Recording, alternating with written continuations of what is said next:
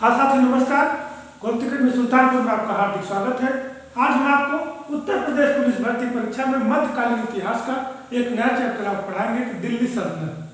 मध्यकालीन इतिहास में जैसा कि हमने आपको एक महत्वपूर्ण वीडियो दिया है जिसमें मध्यकालीन भारत की शुरुआत कहाँ से होती है, मोहम्मद बिन कासिम के आक्रमण से, और उसके बाद मोहम्मद गोरी तक हम आपको पढ़ा चुके हैं। अब उसके बाद आज को हम मोहम्मद गोरी के दास के द्वारा दिल्ली सल्तनत की स्थापना हुई वहां से पढ़ाएंगे। तो सबसे पहले आप हमारे चैनल सब्सक्राइब कर लीजिए, लाइक और शेयर करिए, वीडियो जिससे लोगों तक पहुंचता रहे, उनको भी लाभ मिलता रहे। और आप जो है वीडियो में जो चीज़ें अच्छी लगे या कोई सुझाव हो कमेंट बॉक्स में जरूर लिखिए, हम आपको उसकी रिप्लाई करेंगे, उस पर बेहतर करने का प्रयास करेंगे। तो सबसे पहले आप चैनल को सब्सक्राइब जरूर कर लें जिससे जो भी जानकारी, जो भी सामग्री हम आप तक पहुँचाएँ वो आप तक पहुँचता रहे। तो हम आपको भारतीय इतिहास के विषय में बता रहे हैं कि भारतीय इतिहास जिसे जान रहे हैं, बहुत इतिहास बहुत लंबा विषय है, जीएस का पहला टॉपिक है और फरवरी में पेपर होना है। तो समय को ध्यान रखते हुए हम इतिहास को परीक्षा में जो भी प्रश्न आएंगे और कहाँ से बन सकते हैं बस उतना ही आपको हम पढ़ा रहे हैं। जैसे मध्यकालीन भारत में बहुत कुछ चीज़ें हैं, प्राचीन हमने आपको बताया उसमें भी बहुत चीज़ें हैं, लेकिन हमको जो इम्पोर्टेंट लग रहा है और जहाँ से प्रश्न बनने की संभावना पढ़ा रहे हैं आपके लिए जरूर मददगार सिद्ध होगा। मध्यकालीन भारत में जैसे हम आपको मोहम्मद बिन कासिम का और फिर मोहम्मद गोरी का, महमूद गजनबी का, इन लोगों का बताया कि यहाँ से जो प्रश्न बनते हैं उसमें अब आगे जो है और कहाँ से प्रश्न बन सकते हैं उसकी चर्चा करेंगे। आज हम आपको दिल्ली सल्तनत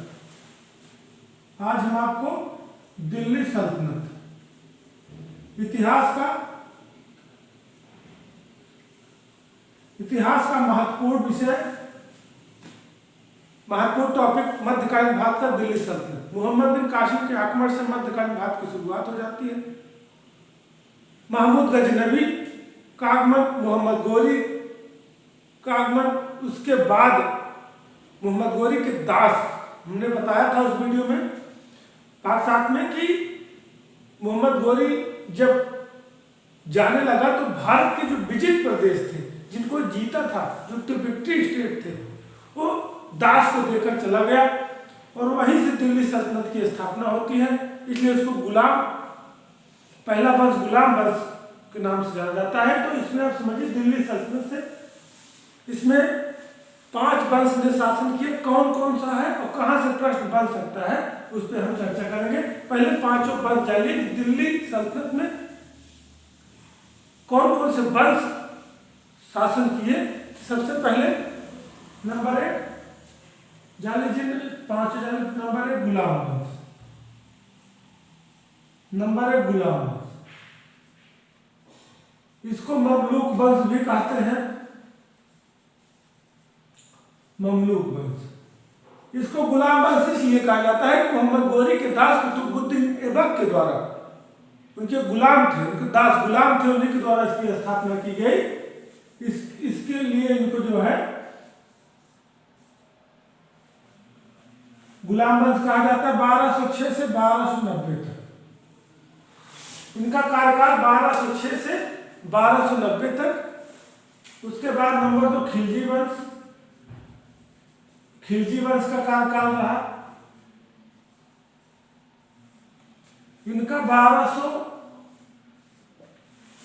1206 से 1290 तक और 1290 से 1320 तक।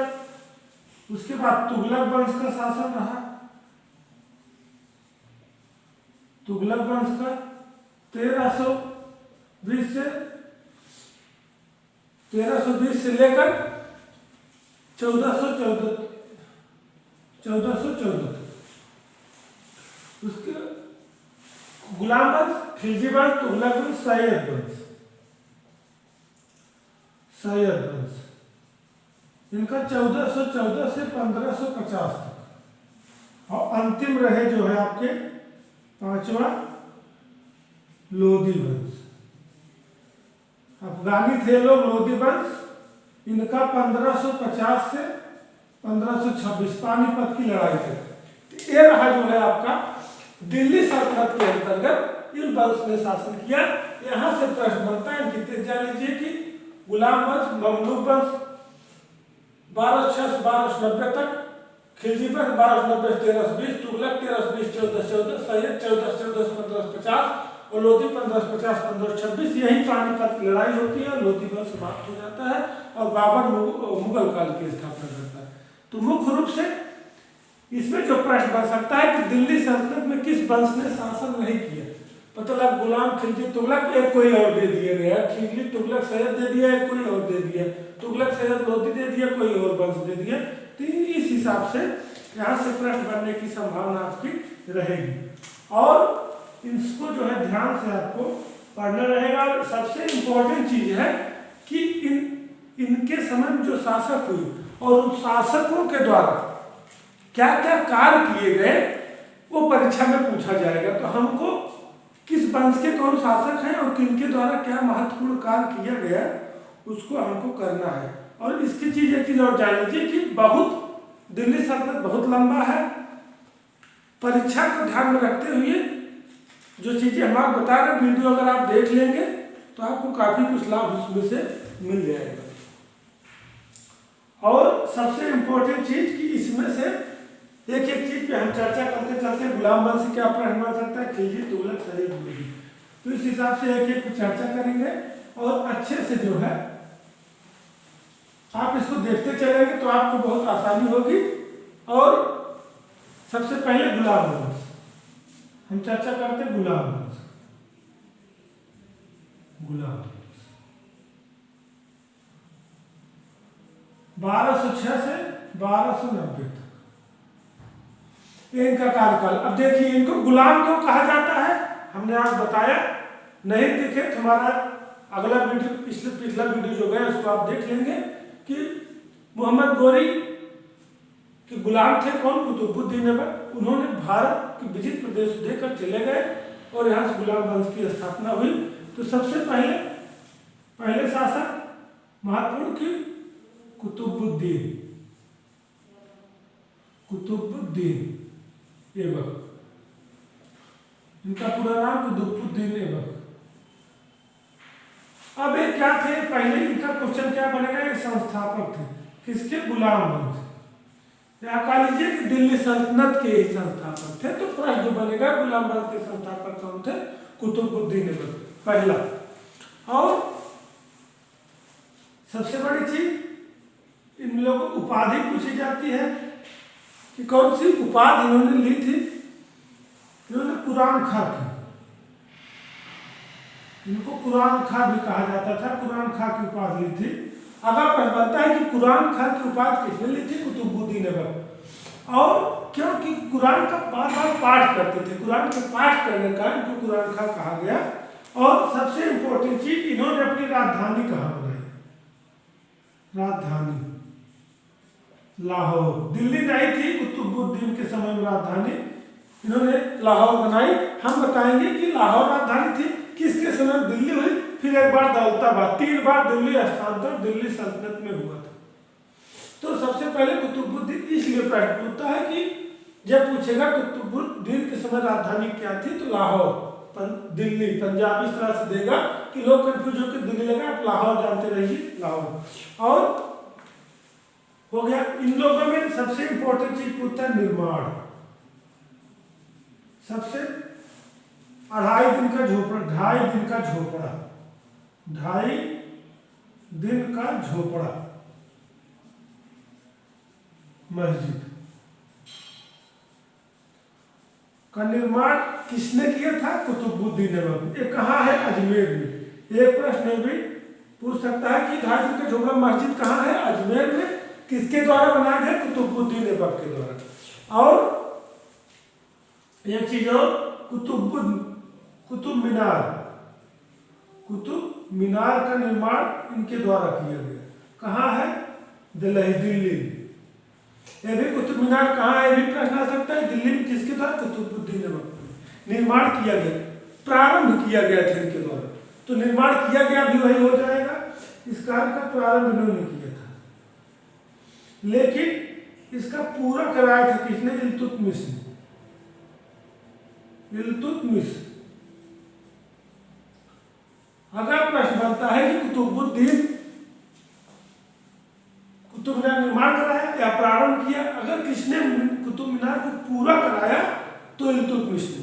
एक प्रश्न और होता है इसकी पांचवी मंजिल का निर्माण, पांचवी मंजिल जो है उसका निर्माण फिरोज शाह तुगलक ने कराया था, फिर मरम्मत भी कराया था फिरोज शाह तुगलक। ये तुगलक वंश में मिलेंगे, तुगलक वंश के महान शासक थे, काफी कुछ कार्य किए थे। तो यहाँ कुतुब मीनार के विषय में जान लीजिए कि अगर प्रश्न बनता है 3-4 प्रकार के प्रश्न बनेंगे कि कुतुब मीनार कहाँ पर है, दिल्ली में। क्लियर। कुतुब मीनार का कार्य किसने प्रारंभ कराया था, कुतुबुद्दीन ने। कुतुब मीनार किसने बनवाया, कुतुबुद्दीन ने। इसी तरह प्रश्न आएगा। या तो उसमें प्रश्न ध्यान से पढ़िएगा, किसने प्रारंभ कराया, किसने बनवाया, कुतुबुद्दीन ऐबक ने। किसने पूरा कराया, इल्तुतमिश। पांचवी मंजिल का निर्माण फिरोज शाह तुगलक ने कराया था। अब इसके बाद दूसरे शासक है इल्तुतमिश।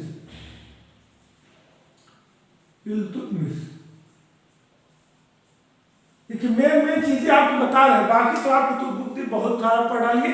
एक वीडियो स्पेशली इन्हीं पर बन जाएगा, एक एक शासक पर।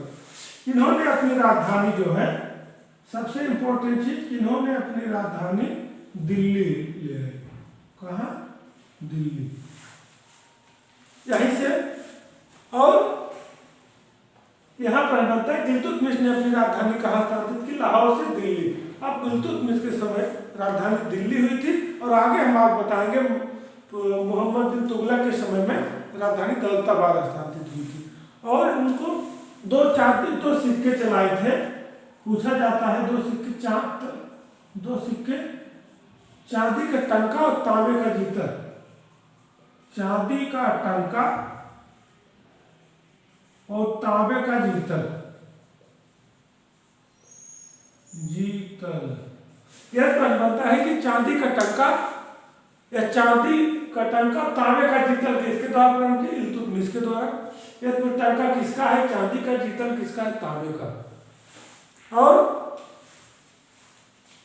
मंगोल आक्रमणकारी, एक क्वेश्चन और बनता है कि मंगोल आक्रमणकारी चंगेज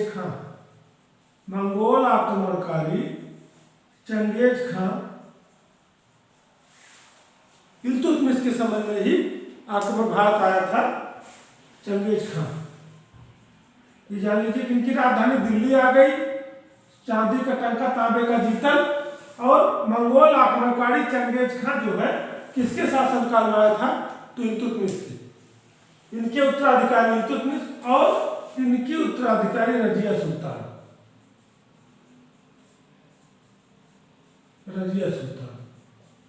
ये दिल्ली सल्तनत या मध्यकालीन भारत की पहली मुस्लिम महिला शासक। दिल्ली सल्तनत ये पहली महिला शासक।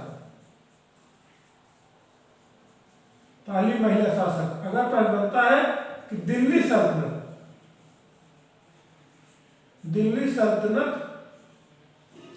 या मध्यकालीन भारत की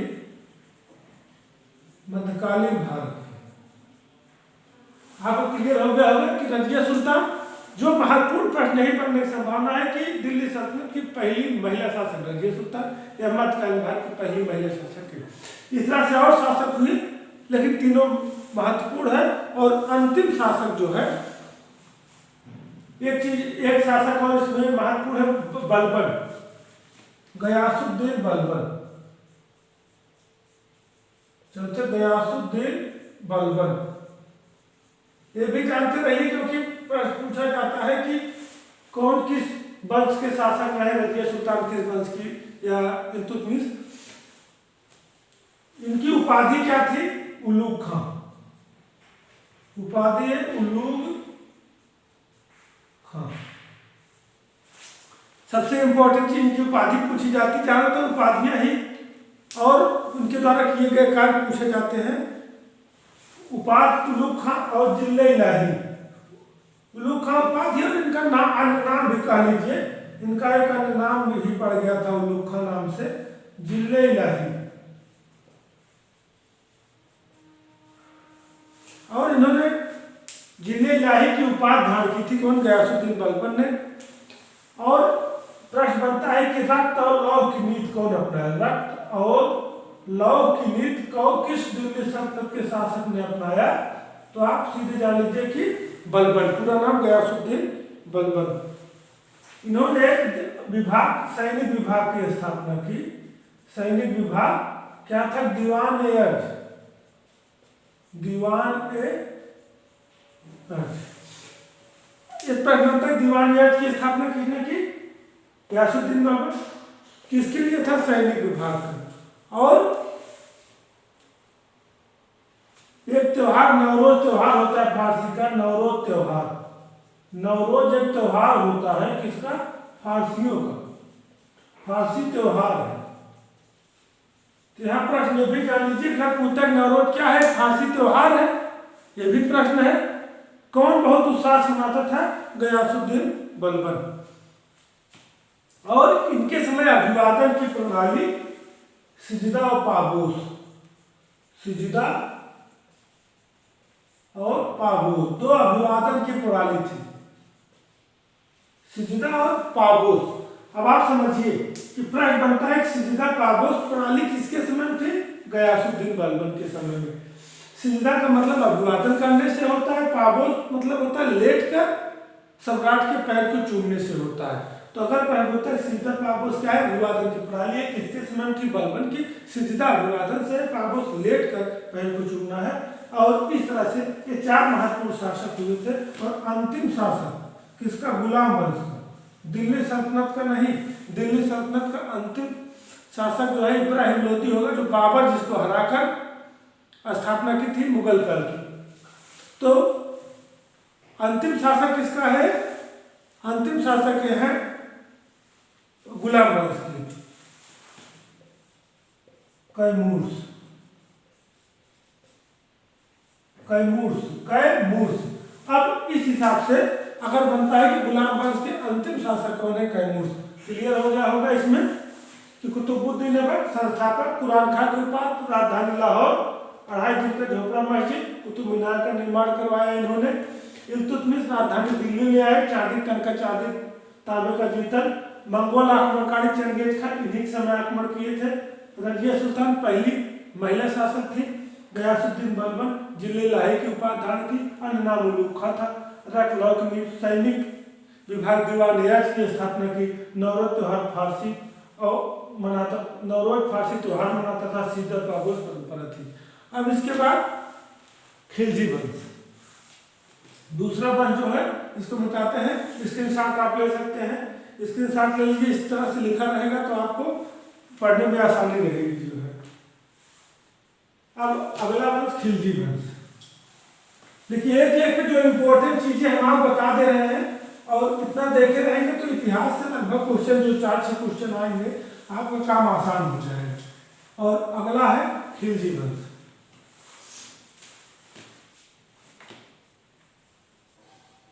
खिलजी,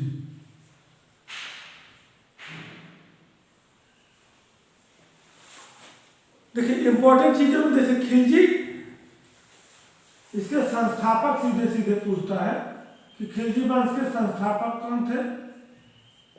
जलालुद्दीन फिरोज शाह खिलजी, फिरोज शाह खिलजी, ये संस्थापक है। एक प्रश्न बनता है कि दिल्ली सल्तनत खिलजी वंश के संस्थापक जलालुद्दीन फिरोज शाह खिलजी। अब महत्वपूर्ण शासक जो ये थे अलाउद्दीन खिलजी। देखिए अलाउद्दीन खिलजी से प्रश्न बनने की संभावना रहती है। अलाउद्दीन खिलजी, इनके द्वारा किए गए कार्य और मुख्य चीजें हम आपको बता दे रहे हैं। तो आप स्क्रीनशॉट ले लीजिए, चाहे लिख लीजिए। ऐसे पॉइंट वाइज लिखे रहेंगे तो आपको रिवीजन भी आसानी होगी और आपका सिलेबस भी तैयार हो जाएगा। और इनकी उपाधि, अब यहाँ पर देखिए इनकी उपाधि, देखिए उपाधि से शुरू हो जाता है कि जब शासक बनते हैं तो उपाधि सिकंदर सानी, सिकंदर सानी की उपाधि उन्होंने ली थी। पहला क्वेश्चन महत्वपूर्ण कि सिकंदर सानी की उपाधि किसने ली थी? अलाउद्दीन खिलजी। और इनके मुख्य कार्य जो है, जहाँ से प्रश्न बन सकता है मुख्य कार्य, बहुत ज़्यादा हम लेंदी नहीं करेंगे जिससे आपको आसानी समझ में आ जाए, आपको काम हो जाए। अगर प्रश्न बनता है कि बाजार नियंत्रण या मूल्य नियंत्रण का प्रारंभ या किसके द्वारा शुरू किया गया था दिल्ली सल्तनत में, या वैसे अलाउद्दीन खिलजी का पहला महत्वपूर्ण कार्य। और दूसरा सार्वजनिक वितरण प्रणाली, सार्वजनिक वितरण प्रणाली, ये भी जो अगर पूछता है तो ये भी अलाउद्दीन खिलजी हो जाएगा। और अगला जो है दीवान रियासत, बाजार के लिए दीवान या जैसे सैनिक विभाग बलबन दीवान रियासत, इसका मतलब बाजार से संबंधित था, ये बाजार से। इस तरह से आप लिखे रहेंगे तो आपको परीक्षा में समझ में आ जाएगा।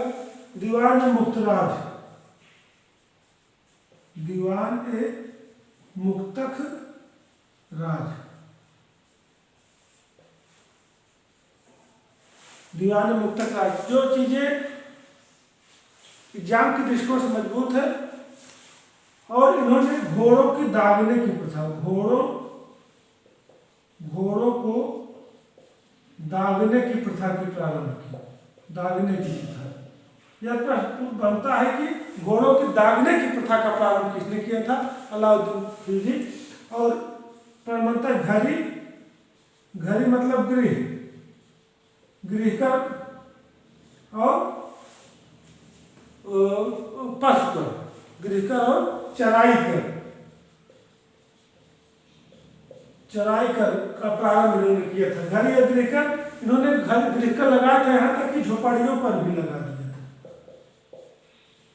और चराई कर जो दुधारू पशु थे जिनको लोग चराए, उसके लिए भी कर देना पड़ता था। जो पशु को, जिनके पास पशु थे, दुधारू पशु चराते थे, चारा व्यवस्था करते थे, उनको भी कर देना पड़ता था। तो जो प्रश्न करेगा घड़ी या गृहकर किसके द्वारा प्रारंभ किया गया था, या चराई कर किसके द्वारा प्रारंभ किया गया था। अब मुख्य खिलजी वंश, संस्थापक जलालुद्दीन फिरोज शाह खिलजी, मुख्य ज्यादातर यहाँ से प्रश्न बनता है। अलाउद्दीन खिलजी ने उपास सिकंदर सानी, इनके द्वारा बाजार नियंत्रण या मूल्य नियंत्रण, सार्वजनिक वितरण पर दीवान रियासत, दीवान मुक्तराज, घोड़ों दागने की प्रथा, घड़ी के इसका स्क्रीनशॉट ले लीजिए। पांचों बार सब इसी में बता देंगे, वहां से आपको प्रश्न बनने की संभावना रहेगी। स्क्रीनशॉट ले लीजिए। अगला वंश जो है, अगला वंश आपका होता है गुलाम वंश हो गया, खिलजी वंश हो गया। अब तुगलक वंश, तुगलक वंश जो है सबसे लंबा समय शासन करने वाला वंश है। अगर प्रश्न बनता है कि दिल्ली सल्तनत में सबसे लंबा कार्यकाल किस वंश का रहा? तुगलक वंश, तुगलक वंश। डेट हम आपको शुरू में लिखा दिए हैं कि अगर पूछता है कि जो दिल्ली सल्तनत में जो भी वंश शासन किए सबसे लंबा कार्यकाल किसका रहा है, तो तुगलक वंश का सबसे लंबा कार्यकाल इसका रहा है। और इसके संस्थापक जो थे, इसके संस्थापक गयासुद्दीन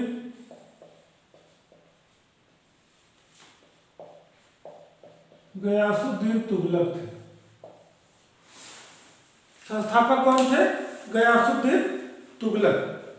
और मुख्य रूप से मोहम्मद बिन तुगलक और फिरोज शाह तुगलक।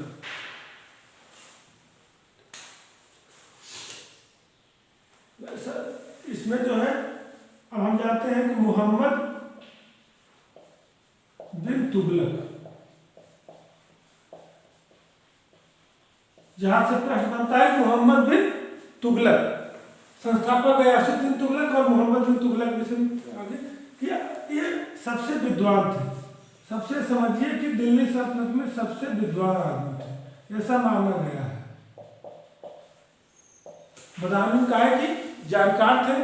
इनका दुर्भाग्य था कि इनके द्वारा कार्य किए गए कार्य सबसे ज्यादा असफल होते थे। इनके कार्य अमीर को ही, कृषि विभाग अमीर कोही, इन्होंने कृषि अमीर कोही कृषि विभाग की स्थापना की। कृषि के लिए कोई अमीर कोही। और सबसे इंपॉर्टेंट चीज क्या है कि इनकी राजधानी परिवर्तन, इनका राजधानी इन्होंने दिल्ली से दौलताबाद, इन्होंने राजधानी कहाँ शिफ्ट की, दिल्ली से दौलताबाद। ये महत्वपूर्ण। कुतुबुद्दीन ऐबक में लाहौर थी, इल्तुतमिश लाए दिल्ली, उसके बाद इल्तुतमिश के बाद जो भी शासक आए, गुलाम वंश के चाहे खिलजी वंश के, इसके पहले तुगलक वंश के, सब राजधानी दिल्ली रही और इन्होंने दौलताबाद स्थापित की, दिल्ली दौलताबाद। और सांकेतिक मुद्रा का इन्होंने प्रारंभ किया, सांकेतिक मुद्रा का प्रचलन किया। सांकेतिक मुद्रा का प्रारंभ किसके द्वारा किया गया, मोहम्मद बिन तुगलक के द्वारा। और एक चीज इंपॉर्टेंट जान लीजिए कि इब्न बतूता, इब्न बतूता इन्हीं के समय भारत आया था। यात्री जो है, अगर बनता है कि इब्न बतूता किसके समय भारत आया था, तो इल्तुतमिश के समय भारत आया था। इन्होंने एक किताब लिखी थी रहला। अगर बनता है कि रहला पुस्तक किसके द्वारा लिखी गई, इब्न बतूता के द्वारा। किसके समय भारत आया था, तुगलक के समय, मोहम्मद बिन तुगलक के समय में। एक और चीज है कि रहला में डाक प्रथा का वर्णन किया है, भारतीय डाक व्यवस्था का। यहां से सब प्रश्न आपके बनेंगे। यह बनता है कि मोहम्मद बिन तुगलक मध्यकालीन दिल्ली से सबसे विद्वान मोहम्मद बिन तुगलक अमीर को ही अलग कृषि विभाग की स्थापना की, दिल्ली दौलताबाद राजधानी। यह प्रश्न बन सकता है। सांकेतिक मुद्रा का प्रारंभ किया और इब्न बतूता इनके समय में आया था, रहला पुस्तक लिखी, उसमें डाक व्यवस्था का वर्णन किया गया।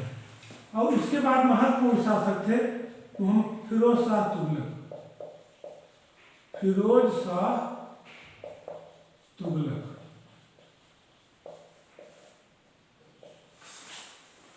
आप समझिए, फिरोज शाह तुगलक इनके बाद हुए और इनके मुख्य कार्य जो है, जहां से प्रश्न बनेगा मुख्य कार्य, पुलिस भर्ती परीक्षा। इनके जो है, सबसे पहले इन्होंने जौनपुर की स्थापना की, जौनपुर की स्थापना इन्हीं के शासन काल में हुई थी। यह फिरोज शाह तुगलक जौनपुर की स्थापना किसके शासन काल में हुई थी, फिरोज शाह तुगलक द्वारा की गई। और इन्होंने रोजगार कार्यालय, रोजगार कार्यालय की स्थापना की। इन्होंने दीवान खैरात, दान दक्षिणा के लिए दीवान खैरात और दीवान बंदगान दासों के लिए, दीवान बंदगान की स्थापना की दासों के लिए। और पीडब्ल्यूडी का कार्य, इन्होंने पीडब्ल्यू विभाग की स्थापना की। नहरों का जाल बिछाया इन्होंने सिंचाई के लिए, नहरों का जाल। और नहरों का जाल बिछाने का श्रेय फिरोज शाह तुगलक को है। और दीवान सर, इन्होंने सिंचाई कर के लिए दीवान सर, सिंचाई के लिए दीवान सर विभाग की स्थापना की थी, दीवान सर। और एक चीज हम आपको शुरू बताए थे कि कुतुब मीनार की 5वीं मंजिल का निर्माण कराए थे। कुतुब मीनार की 5वीं मंजिल, 5वीं मंजिल का निर्माण कराया था। ये भी महत्वपूर्ण है। यहां से प्रश्न बन सकता है कि फिरोज शाह तुगलक के द्वारा जो है मुख्य की जौनपुर की स्थापना, महत्वपूर्ण रोजगार कार्यालय, दीवान खैरात, दान दक्षिणा, बंदगान दासों के लिए, पीडब्ल्यूडी लोक कल्याण विभाग, इसको हिंदी में लोक कल्याण विभाग बोलते हैं, लोक कल्याण विभाग की स्थापना की। नहरों का जाल बिछाया, सिंचाई का दीवान सर और कुछ 5वीं मंजिल का निर्माण करवाए। तो ये रहे आपके दिल्ली सल्तनत के सबसे लंबे वंश का, तुगलक वंश का, जहां से प्रश्न बन सकता है। और इनका अंतिम शासक जो था, अंतिम शासक नसारुद्दीन महमूद था, नसारुद्दीन महमूद। यह प्रश्न बनता है कि दिल्ली सल्तनत गुलाम तुगलक वंश का अंतिम शासक कौन था? नसारुद्दीन महमूद। और तैमूर का आक्रमण इन्हीं के समय में हुआ था। यह भी प्रश्न बनता है कि तैमूर का आक्रमण किसके समय में हुआ था? तो तैमूर का आक्रमण नसारुद्दीन महमूद के समय में 1398। ये तिथि भी महत्वपूर्ण है, पूछा जा सकता है। जैसे मंगोल आक्रमणकारी चंगेज खान इल्तुतमिश के समय में, वैसे तैमूर का आक्रमण जो है वो फिरोज शाह तुगलक के समय में हुआ था। तो इस रहा तुगलक वंश का। स्क्रीनशॉट ले लीजिए। अंतिम, अब इसके बाद आपका बचता है सैयद और लोधी वंश। प्राचीन इतिहास में लंबा है, इसको तो कम से कम 2-3 वीडियो देते, लेकिन समय कम है और परीक्षा के दृष्टिकोण से एक आध प्रश्न यहाँ से बनेगा, तो बहुत इसको लेंदी करने की आवश्यकता नहीं है। बस आप परीक्षा के दृष्टिकोण से इसको समझते रहिए। उसके बाद आपका सैयद वंश, सैयद वंश, इसके संस्थापक जो है, छोटा कार्यकाल रहा है इसके संस्थापक सैयद वंश के खिज खां थे, खिज खां, इसके संस्थापक खिज खां थे सैयद वंश के। अब आपका बचता है, आपका तुगलक हो गया, खिलजी, गुलाम वंश, खिलजी वंश, तुगलक वंश और सैयद वंश। अब इसको अंतिम वंश आप समझ लीजिए, लोधी वंश। लोधी वंश में पहले शासक बहलोल लोधी, ये भी पढ़े लिखे थे, बहलोल लोधी। बहलोल लोधी ये क्या थे? लोधी वंश के संस्थापक थे। ये लोधी वंश के संस्थापक थे। सैयद वंश, जब तैमूर का आक्रमण होता है नसारुद्दीन महमूद के समय में, तुगलक वंश के अंतिम शासक, तो उसी के आक्रमण के बाद खिज खां सैयद वंश की स्थापना करते हैं। और फिर उसके बाद जो है लोधी वंश, जो लोधी वंश के शासक थे, ये अफगानी थे। ये क्या थे? ये अफगानी थे। इसके पहले तुर्क और मुस्लिम थे, लेकिन ये जो है अफगानी थे। ये संस्थापक थे। और उसके बाद नंबर दूसरे शासक बहलोल लोधी, फिर सिकंदर लोधी। सिकंदर लोधी, सिकंदर लोधी जो है पढ़े लिखे थे, उच्च शिक्षित थे, मतलब और शहनाई सुनने के शौकीन भी थे। और आगरा शहर की इन्होंने स्थापना की थी। यह भी महत्वपूर्ण प्रश्न है। आगरा शहर की स्थापना किसके द्वारा की गई थी? तो सिकंदर लोधी के समय में। महत्वपूर्ण है। और अंतिम बहलोल, सिकंदर और इब्राहिम लोधी। इब्राहिम लोधी ये लोधी वंश के प्लस पूरे दिल्ली सल्तनत के, प्लस दिल्ली सल्तनत के अंतिम शासक थे। अंतिम शासक।